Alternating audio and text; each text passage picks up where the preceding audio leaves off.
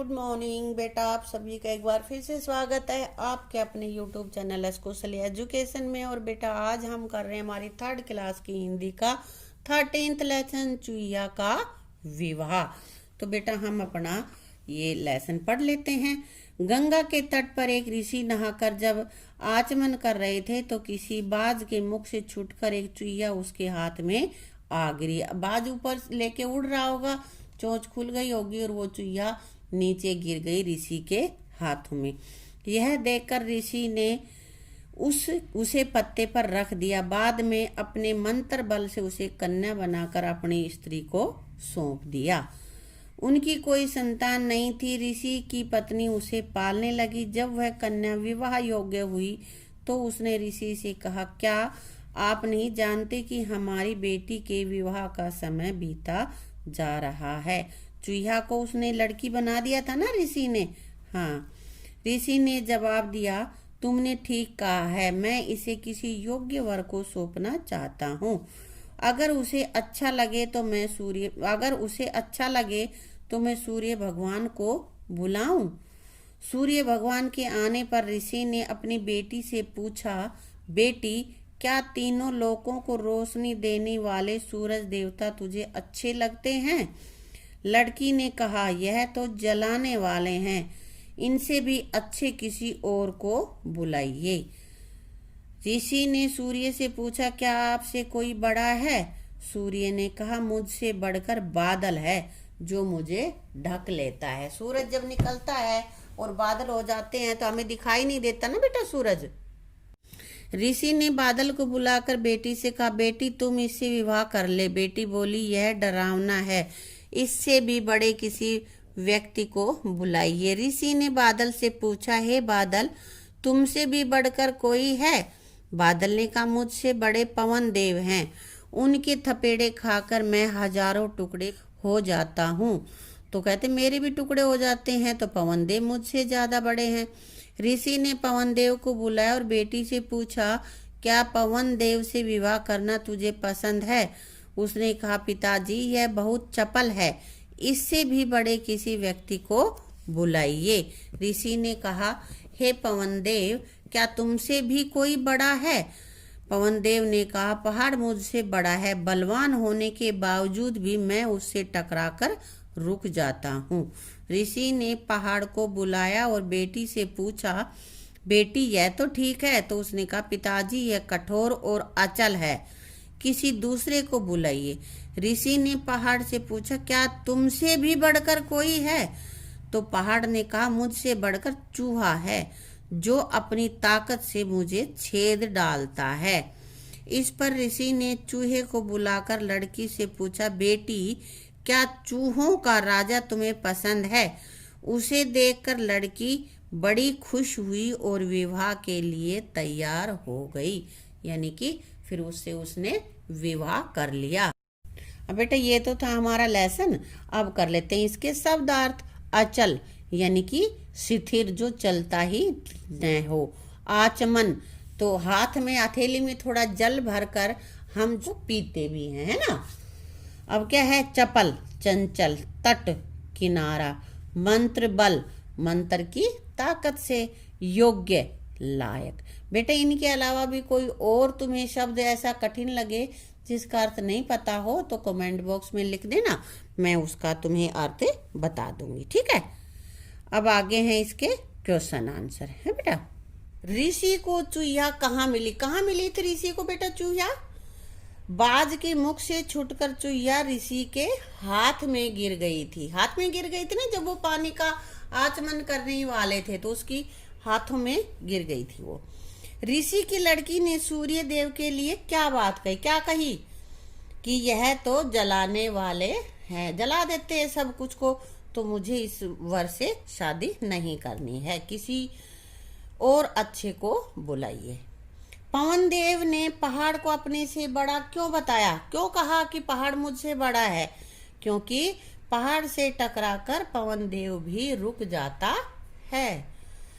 ऋषि ने चूहा को कन्या कैसे बनाया और क्यों बनाया? बेटा ऋषि ने अपने मंत्र बल से कन्या बना लिया था, चूहा को कन्या बना लिया था ना, और क्यों बनाया? क्योंकि ऋषि की कोई संतान भी नहीं थी, तो उसने उस चुहिया को ही अपनी पुत्री बना लिया था।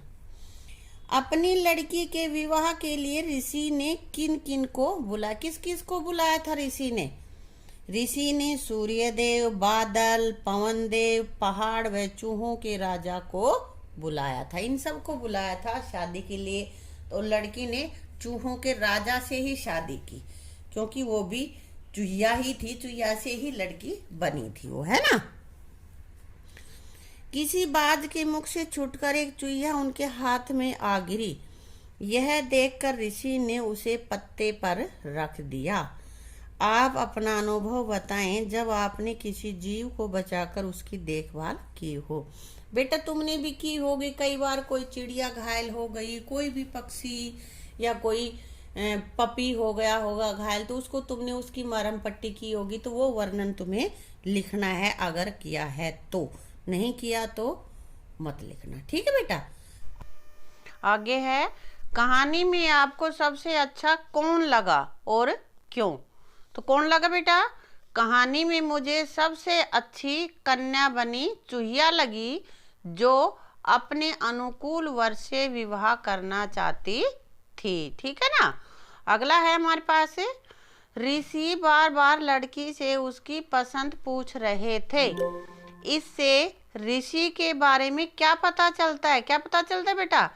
इससे पता चलता है कि ऋषि अपनी संतान से बहुत प्यार करते थे। उसकी खुशी में अपनी खुशी देख रहे थे ना वो। हाँ, आगे हमारे पास है, कहानी में सूरज, बादल, हवा आदि को बुलाया गया है और लड़की ने इनकी एक एक विशेषता बताई थी। तो आप भी प्रत्येक की एक एक विशेषता बताएं। बेटा यहाँ पे सूरज कौन है? प्रकाश देने वाला है ना। बादल वर्षा करने वाला, और पवन शीतलता देने वाला, ठंडी हवा चलती है ना। पहाड़ बाढ़ और आंधी को रोकने वाला, बहुत ज्यादा बारिश हो रही है तो भी वो रोक लेगा, बाढ़ नहीं आने देगा, और आंधी आएगी तो भी पहाड़ों से रुक जाएगी, ठीक है बेटा। यहाँ पे है मिलान करो। मिलान करना है। इधर ये सूरज है, बादल, वायु और पहाड़ दे रखा है। इधर इनकी विशेषता दे रखी है कि ये क्या क्या करने वाले हैं। तो सूरज कैसा है? जलाने वाला है। सूरज में गर्मी बहुत होती है ना। हाँ। बादल, बादल डरावना है, कहीं काला कहीं सफेद कहीं नीला ऐसा है ना, तो उससे डर लगता है। वायु, वायु बड़ी चंचल है, एक जगह ठहर ही नहीं सकता। पवन देव तो भागता ही रहता है ना। पहाड़, पहाड़ बहुत कठोर है। तो ये इनकी विशेषताएं हैं बेटा। अब आगे है, जो सही है उस पे राइट की टिक लगानी है, और जो स्टेटमेंट हमारी गलत है उस पे कट का निशान लगाना, ठीक है। तो ऋषि बहुत गुस्से वाला था, राइट है ये? नहीं, ऋषि तो दयालु था। देखो चुहिया गिरी तो उसने उठाया, उसको पत्ते पे रखा और बाद में फिर कन्या बना दिया। दयालु था ना वो। हाँ। ऋषि अपनी बेटी से बहुत प्यार करता था, राइट है कि रॉन्ग है? राइट है, बहुत प्यार करता था, इसीलिए तो उसकी शादी उसकी पसंद के अनुसार कर रहा था वो। ऋषि बहुत घमंडी था, नहीं, ये रॉन्ग है, इसलिए हमने यहाँ पे कट लगा दिया है। ऋषि अपनी बेटी की बात नहीं सुनता था। नहीं सुनता था क्या? सुनता था, तभी तो जिसको उसने मना किया उसके साथ उसकी शादी नहीं की, और जिससे उसने कहा उसके साथ कर दी शादी, है ना। ऋषि को समझ नहीं थी। ऋषि को समझ नहीं थी उसको समझ थी। ये स्टेटमेंट गलत है, इसलिए हमने यहाँ पे कट लगा दिया, ठीक है बेटा। अब आगे हमारे पास भाषा की बात। तो भाषा की बात में है, समझें और रिक्त स्थान भरें। तो यहाँ एक इसने करके दिखा रखा है, उसी के अनुसार आगे भी हमें करना है। इसने, इसको, इसके द्वारा, इसके लिए, इससे, इसका और इस पर। मतलब इसमें ये इस शब्द है, उसके आगे लग रहा किसने, किसको, किसके द्वारा, किसके लिए, किससे, किसका, किस पर। मतलब ये शब्द और लगा रखे, पर, का, से, के लिए, के द्वारा, को और ने और जोड़ जोड़ के बना रखे हैं बेटा। ये बेटे यहाँ पे कारक लगा रखे, कारक चिन्ह लगा रखे हैं, तो इनको तुम ये याद रख लो कि इसके साथ ने लगाना है, यहाँ को लगाना है, यहाँ के द्वारा, यहाँ के लिए, यहाँ से, यहाँ का और यहाँ पर। तो यहाँ उस ने, उसके सामने क्या लगेगा? उसने, जिसने, ने जोड़ेंगे हम यहाँ पे, है ना। अगले में इसको था तो यहाँ पे हमारे पास है उसको, उसके द्वारा, उसके लिए, उससे, उसका, ऊपर वाले से ही जोड़ना है, हमें और कुछ नहीं देखना। देखो यहाँ पे हमने लिखा अलग से एक ने लिखा, यहाँ मैं लिख देती हूँ, मैं ने जोड़ दिया, इस शब्द में ने जोड़ दिया, इसमें हमने को जोड़ दिया, इसमें के और लिए, इस खाने में हम के लिए और जोड़ देंगे जो शब्द हमारे पास आगे दे रखा है। यहाँ पे के लिए, यहाँ पे दोबारा आएगा बेटा, ये यहाँ पे से लिख दिया, से जोड़ा है हमने, जो शब्द हमारे पास है उसमें से और जोड़ दिया, यहाँ पे का जोड़ दिया और यहाँ पर जोड़ दिया। इनको कारक चिन्ह कहते हैं। कर्ता ने कर्म को करण से के द्वारा, समाधान के लिए अपादान से अलग होना, संबंध का के की अधिकरण में पेपर, ये वाले हैं। लेकिन तुम्हें अभी इतना जानने की जरूरत नहीं, सिर्फ ये समझ लो कि इसमें ने जोड़ा है, यहाँ पे को जोड़ा है और यहाँ पे ये अलग अलग शब्द हमने जोड़े हैं। ठीक है, अब अगले में जिस शब्द था उसमें सब में ये ऊपर लिखे हैं, ये हम शब्द इनके साथ जोड़ते चले जाएंगे। मैंने लिख दिया है, तुम इसमें देख लेना। इस उन, तो उन में ये सारे शब्द जो पीछे जोड़े थे ना हमने, वो सारे यहाँ पे जोड़ देने। पहले तुम अपने आप लिखना और फिर देखना कि मैंने किए हैं, तुमने वैसे ही किए हैं या कहीं गलती है, तो उसको देखकर ठीक कर लेना। ठीक है बेटा। सूर्य को सूरज और रवि आदि नामों से भी पुकारा जाता है। ये सूर्य के पर्यायवाची है ना, तो और भी शब्द दे रखे, उनके भी तुम्हें पर्यायवाची लिखने हैं। बादल का घन और मेघ, वायु के और शब्द पवन भी होते हैं, हवा भी होते हैं, है ना। पहाड़ का पर्वत, अचल, नग, और भी होते हैं बेटा। ये तुम इनके अलावा भी लिख सकते हो, कोई और दो तीन जो तुम्हें इनके अलावा आते हैं तो वो लिख लेना। ठीक है। और यहाँ पे ये इनके लिंग बदल रखे। बेटी का पुल्लिंग शब्द बेटा है, तो इसी तरह से इनका पुल्लिंग बनाना है। दुल्हन का पुल्लिंग दुल्हा, चूहिया चूहा, लड़की लड़का, माता पिता। बेटा इनमें ये मात्राओं का ध्यान रखना, छोटी बड़ी ऊ की मात्रा, ई की मात्रा, ये विशेष ध्यान रखना है। अगर ये गलत हो जाती हैं तो हमारा पूरा ये शब्द ही अशुद्ध हो जाता है। ठीक है बेटा। आपके घर के बड़े बुजुर्गों से विवाह के अवसर पर गाए जाने वाला हरियाणा के एक लोकप्रिय गीत का पता करें और लिखें। जैसे ताता पानी है समुद्रा का। इसी तरह से कोई और गीत अपने घर में दादा दादी या मम्मी पापा किसी से पूछ के ना, और तुम्हें यहाँ पे लिख लेना बेटा। ठीक है। आगे हमारे पास है, विवाह के अवसर पर घर में बहुत से पकवान बनाए जाते हैं। ऐसे ही कुछ पकवानों की सूची बनाइए।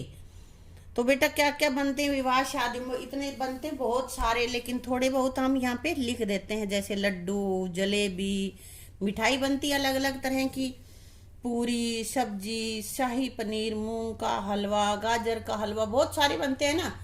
तो ये सब लिख लेना, कुछ भी जो बनता है तुम्हें जो याद आए वो लिख लेना। ठीक है। आगे है, चित्र के आधार पर एक कहानी अपनी अभ्यास पुस्तिका में लिखो। देखो ये चित्र है, इसको देख लो और फिर इसको अपनी अभ्यास पुस्तिका में कहानी बना के लिखनी है। ये बेटा मैं अलग से लिखवाऊंगी, यहाँ पे इतनी जगह है। तो बेटा पिक्चर में क्या देख रहे हैं? देखो चूहे 2-3 बाहर निकल गए हैं, एक बोतल के अंदर घुसा हुआ है ना। तो क्या कहानी क्या पता चलती है तुम्हें? किस तरह की कहानी है? चलो पढ़ते हैं। एक समय की बात है, 4 चूहे एक बोतल में घुस गए। कुछ होगा उसमें खाने के लिए, बारी बारी से सारे चले गए। उन्होंने बोतल से निकलने के लिए बहुत कोशिश की, परंतु वो असफल रहे। अंदर घुस तो गए लेकिन निकला नहीं जा रहा था। तो क्या हुआ, फिर उन्होंने एक तरकीब सूझी। चारों चूहे एक दूसरे के ऊपर बैठ गए। जो चूहा सबसे ऊपर था वह आसानी से बाहर आ गया। फिर उसने अपनी पूंछ बोतल में लटका दी। दूसरे चूहे ने उसको पकड़ा और वो भी बाहर आ गया, है ना। दूसरे की पूंछ पकड़कर तीसरा चूहा भी बाहर आ गया। इसी तरह से चारों चूहे बाहर आ गए। तीसरे की पूंछ चौथे ने पकड़ ली, है ना, तो चारों बाहर आ गए। दिख रहे हैं ना, देखो पूंछ पकड़े हुए ये एक दूसरे की। हाँ, इसी तरह चारों चूहे बाहर आ गए। तो इससे हमें क्या शिक्षा मिलती, यही है कि भाई हम किसी भी समस्या का मिलकर ही समाधान कर सकते हैं, अकेले नहीं कर सकते। और इस कहानी से हमें शिक्षा मिलती है कि एकता में बल है। मिलकर अगर हम कोशिश करेंगे तो सफलता जरूर मिलेगी, और अकेले अकेले कोशिश करेंगे तो नहीं मिले, क्योंकि जब तक वो अकेले अकेले बाहर निकलने की कोशिश करते रहे थे तब तक वो बाहर नहीं निकल पाए थे। ठीक है बेटा, इसी के साथ बेटा हमारा ये लेसन कंप्लीट होता है। इसको अच्छे से अपनी नोटबुक में लिख लेना और इसको लर्न कर लेना। ठीक है, थैंक यू।